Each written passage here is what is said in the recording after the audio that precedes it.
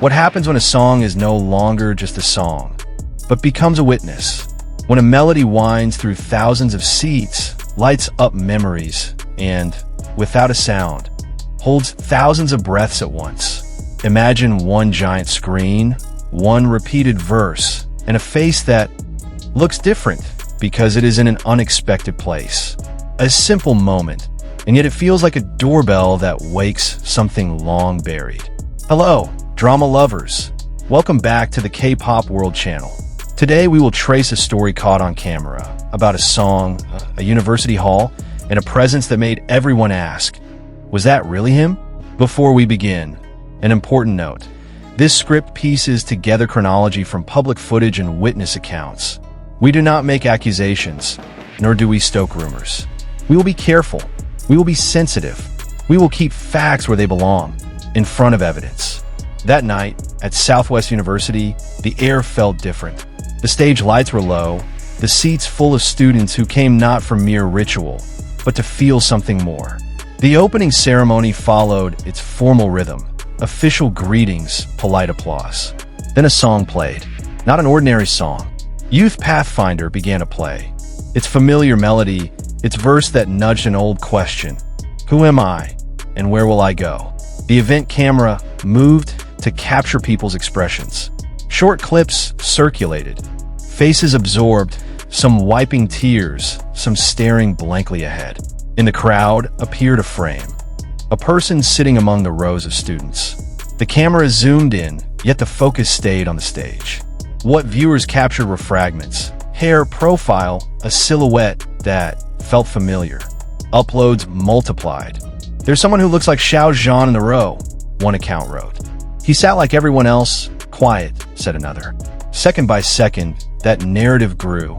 Soon after the video circulated, a claim, an eyewitness account, appeared from someone who said they sat not far from the figure. In their post they wrote, he didn't stand. He didn't give a speech. He just sat. Occasionally he glanced at the screen, then bowed his head. At one moment he smiled. A small, knowing smile, like someone who felt the song too. I cried. I saw him crying too. This quote spread, reposted, retweeted, shared with the song's lyrics as the caption. Note the wording, claims, says they saw, an account. This matters, because amid excitement, there is a thin line between observation and assumption. Other users posted cropped photos that left only a silhouette. Other clips showed a face that indeed resembled him. But resemblance is not absolute proof. Still, that eyewitness account, true or not, awakened the same feeling, warmth, longing, hope. Perhaps that is the heart of this uproar. Not simply who was present, but what presence means. Once the claim spread, public reaction exploded. Online, two currents ran side by side, one full of joy, the other urging caution. Fans flooded comment sections in near-reverent tones. He was there. He cares. He chose to be present without the spotlight. They posted edited clips, dramatic captions, compiled reaction videos, screams, tears, distant applause. Meanwhile, media watchers reminded everyone about verification ethics.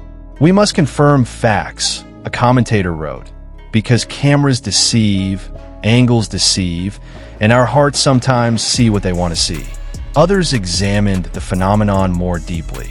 Why does the quiet presence of a public figure trigger such intense response? Why can silence support, if it indeed is support, feel more authentic than a polished official statement? Small personal stories surfaced. A student wrote how a verse reminded her of her mother. Another confessed choosing their major because of the lyrics. A lecturer said the song was played to inspire the new generation, not for a celebrity visit. Fans shaped the narrative through pride, protectiveness, curiosity. They hunted for traces, old photos, past events, patterns of public attendance. The internet turned into a space of prayer, of theories, and of speculation. Let's pause on the technical. A camera captures moments, yet it is imperfect. Different angles, lighting, distance, these change how we read an image.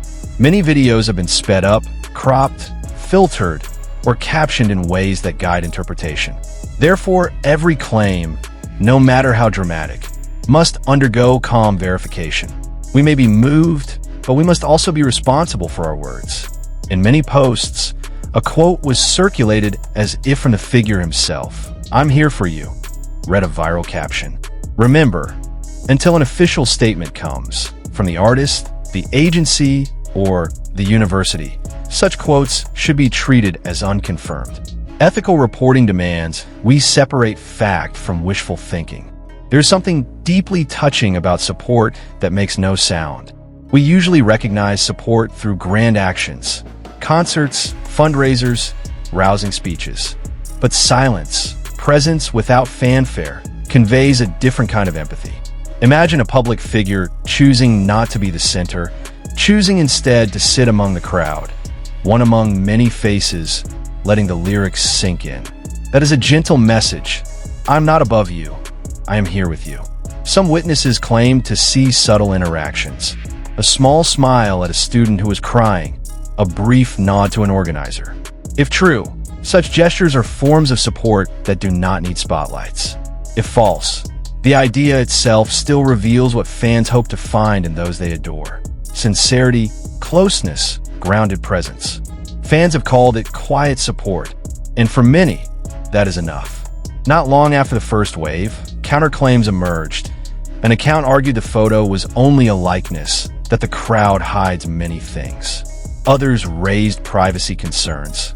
What does it mean when every move of a public figure is analyzed down to the smallest detail? The conversation shifted from "was that him?" to "do we have the right to know?" and "what are fans' ethical responsibilities?" We reach a moment of reflection. On one hand, a desire to believe. On the other, an obligation not to accuse. Here we must position ourselves as viewers, storytellers with responsibility. We may narrate, we may speculate, but we must allow the truth to surface on its own, not force it with gossip. Now, having retraced that night, from the echoing song, through the clips that stirred gasps, to the emotional claims and the cautious responses, I invite you to join the conversation. What does the presence of a public figure mean to you? Does quiet support feel more sincere than loud declarations? How can we, as viewers and fans, uphold ethics when we react to moments like this? Write your thoughts in the comments, open-hearted and with respectful language. If you have evidence you believe to be reliable, share it with clear sources. If you feel uncertain, say so. We need a space where admiration and caution can coexist. One final reminder, celebrities are human. They deserve privacy, moments of silence, and the choice to support quietly. We, as their audience, have the right to feel connected, but we also carry the responsibility not to turn private choices into suffocating facts. Thank you for listening to this story closely. If you want a short version for Instagram, a dramatic caption, or an English-adapted script tailored for other platforms, say the word. I'll prepare it. Don't forget to like, subscribe, and ring the bell so you won't miss the next stories. Until next time, watch with curiosity and keep your heart committed to the truth.